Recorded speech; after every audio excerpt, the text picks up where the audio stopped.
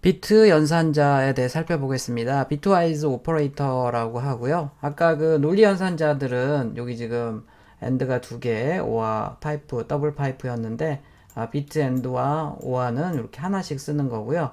거기에 또 여기 캐럿이라고 하는 엑스오와 익스클루시브 오와 연산자도 있고, 그 다음에 틸더라고 하는 보수 취하는 연산자도 있습니다. 어쨌든 이 비트 연산자들은요, 논리 연산자랑 다른 점은 일단 숫자를 이진수로 바꾼 다음에, 이진수로 0101로 다 바꾼 다음에 각 비트별로 해서 연산을 합니다. 각각의 비트별로 연산한다는 게 차이가 있는 거고요. 비트 연산자들 사실 초보 때는 거의 쓸 일이 없어요. 그런데 저는 이제 굉장히 예전에 대학원부터 해서 알고리즘을 만들고 이럴 때 굉장히 많이 사용했고요. 특히나 이제 실행 속도를 빨리 하거나 이럴 때 이 비트 연산자를 뒤에 나오는 쉬프트 연산자 같은 걸 사용하면 굉장히 효율적입니다.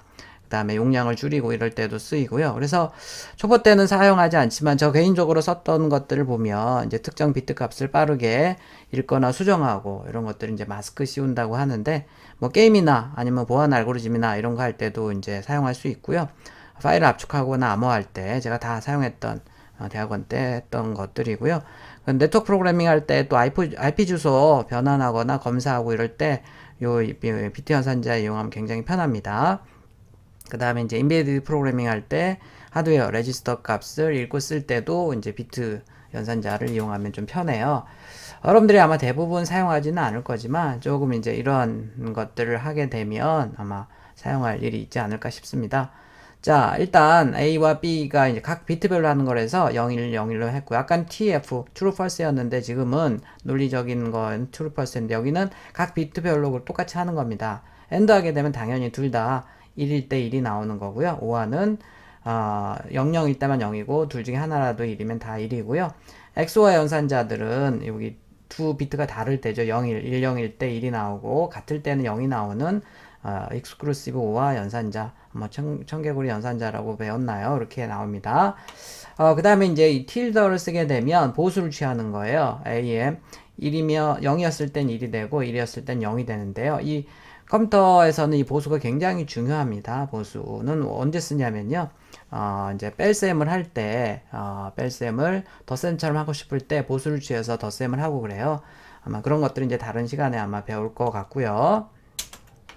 자, 보면 이제 0x가 붙었다는 건 16진수란 뜻이죠. 0x. 0x가 붙으면 16진수고, 16진수로 지금 이게 인티저는 32비트니까 이게 이제 하나가 16진수 하나가 4비트거든요. 그래서 여기 지금 16비트, 32비트, 16비트, 32비트가 이제 이렇게 나오는 거고, 걔를 지금 표현하기 쉽게, 연산하기 쉽게 하기 위해서 제가 여기 다 이렇게 16비트씩 해서 2진수로 바꿔놨습니다. 16진수 하나는 2진수 4비트로 표현할 수 있는 건 알고 있죠. 그래서 0001이고 쭉 하고요.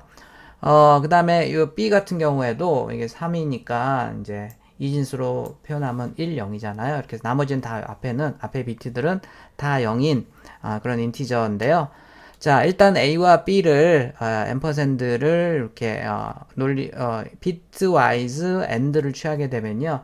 비트 AND는요. 둘 다 1일 때만 1이 나오고 여긴 다 0이겠죠. 그래서 요것만 1이니까 그거를 %x로 해서 16진수로 찍으면 1이 나오겠죠. 물론 여기다 샵을 찍으면 0x가 더 나올 텐데 그렇게 해봐도 되고요. 그 다음에 OR을 하게 되면 하나라도 1이면 1이 나오니까 11이 돼서 걔를 출력하면 3이 나오겠네요. 자, 그 다음에 이제 또 특이한 게 이 XOR가 있어요. XOR. A는 1이었고 B랑 XOR를 하게 되면 이렇게 하게 되면 11이니까 0이고요. 여기 01이니까 여기만 1이 되겠네요. 그래서 2가 되겠네요. 출력을 해보면 이진수의 가중치는 0, 2, 4, 8 이런 식의 2의 n승으로 쭉 갑니다. 자, 이렇게 해서 이제 2가 됐는데 요 결과에다가 다시 한번 또 B를 다시 한번 여긴 지금 B죠. 얘랑을 다시 XOR을 취한다고 합시다. 자, 그러면 지금 1, 0이니까 1일 테고 1, 1이니까 0일 테고 이렇게 나오죠. 자, 그래서 이게 좀 특이해요. 자, 지금 원래 A는 이거거든요. A는 1이에요. 근데 거기에다가 B를 b를 XOR하니까 2가 됐어요. 근데 다시 한번 b를 XOR하니까 원래 1로 바뀌었네요. 자, 그래서 여러분들이 암호화나 이런 거 할 때 제일 쉬운 방법이요. 이제 아까 이 비트 연산자들은 암호화할 때도 쓴다고 그랬죠. 제일 쉬운 방법이 뭐냐면, 자, 원래 내가 보내려고 하는 애가 1이에요. 1.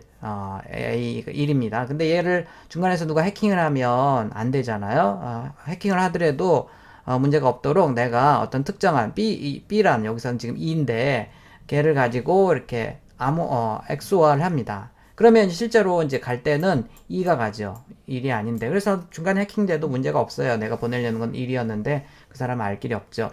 받을 때는 다시 내가 여기 지금 이제 이게 암호화 키라고 하면 그 B를 가지고 다시 한번 XOR를 하게 되면 원래 보내려고 했던 1이 다시 튀어나오는 거죠. 그래서 이 XOR는요, 간단하게 내가 어떤 값을 XOR를 해서 보내고 그 다음에 그 XOR한 값으로 다시 한번 XOR를 해버리면 원래 값이 나오는 뭐 그런 간단한 암호화 기법으로도 사용할 수 있는 게 바로 이 XOR 연산이 되겠습니다. 이런 용도로도 사용을 할 수 있겠네요.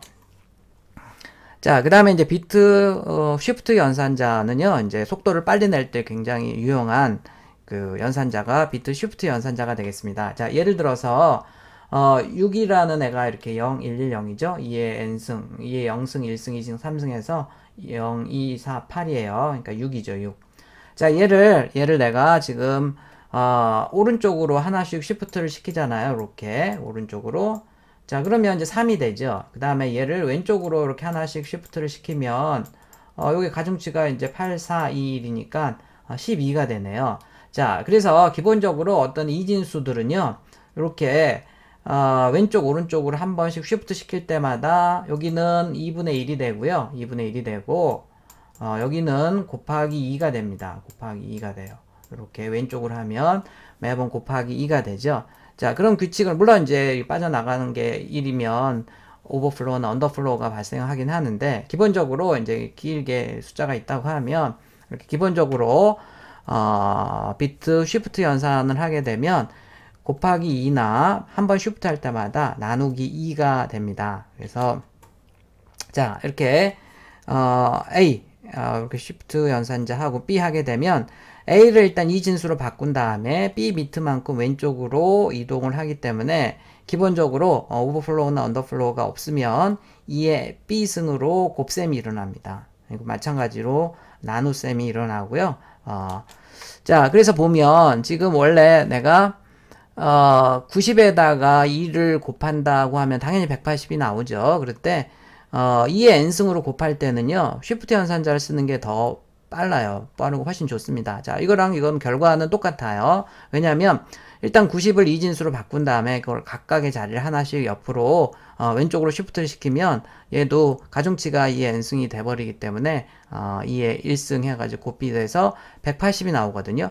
이 두 개가 똑같은 결과를 갖는데 당연히 이 곱하기는요, 컴퓨터에서 더하기를 연속해서 하는 거거든요. 근데 이제 쉬프트는 옆에 한 자리씩 옮겨주면 되기 때문에 컴퓨터가 훨씬 더 쉽게 할 수 있는 작업입니다. 그래서 두 개의 결과가 똑같지만 2의 n승으로 곱셈을 한다 그러면 자, 2의 곱하기 4를 한다고 합시다. 그러면 곱하기 4라고 하는 게 아니고 이렇게 쉬프트를 2번 시켜주면 되죠. 곱하기 8을 한다 그러면 이렇게 쉬프트를 3번 시켜주면 되겠고요. 곱하기 16을 한다 그러면 이런 식으로 하는 게 더 훨씬 더 좋습니다. 자, 이번에는 이제 이렇게 오른쪽으로 쉬프트 하게 되면 이게 2분의 1씩 되죠. 45가 되고요. 이렇게 이 두 개는 똑같은데요. 두 개는 똑같은데 당연히 얘가 훨씬 더 빨라요. 왜냐면 이 나누기는요, 또 빼기를 연속해서 하는 게 자리 바꿔가면서 계속 하는 게 이제 컴퓨터에서 나누기 연산인데 또 빼기는 보수치에서 더해줘야 되고 연산이 굉장히 복잡해. 제일 싫어하는 연산이 나누기거든요. 가감승제에서는. 근데 이거를 이제 옆으로 쉬프트 하나씩 자리만 바꿔주는 것도 훨씬 더 쉬운 거죠. 그래서 두 개의 결과가 똑같지만 얘가 훨씬 더 빠른 거고요. 연산 속도나 이런 차원에서 보면.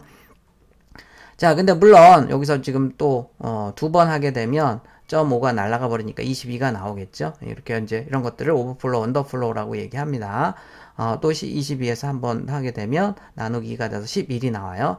항상 2의 n승으로 곱셈이나 나눗셈을 하고 싶을 때는 여기 쉬프트 연산자를 사용하는 게 훨씬 더 속도 면에서 유리합니다. 그래서 저는 예전에 그 90년 부터 이제 C 언어를 했거든요. 프로그래밍 대학원 석사과정, 뭐 박사과정 들어가면서 그때 많이 했는데, 그때는 이제 컴퓨터가 속도가 느려가지고, 뭐 보통 패스트 알고리즘에서 뭐 FFT나 뭐 여러 가지 패스트 알고리즘들을 만들 때는 이렇게 막 이 쉬프트 연산자들을 많이 쓴 기억이 있고요. 여러분들은 근데 그렇게 쓸 일은 별로 없을 것 같긴 해요. 뭐 비트와이즈 연산자들은 자, 근데 어쨌든 나중에 이제 이런 일을 한다고 하면 비트 연산자들을 쓸 일이 있을 거다 하는 거 정도만 알고 있으면 되겠습니다.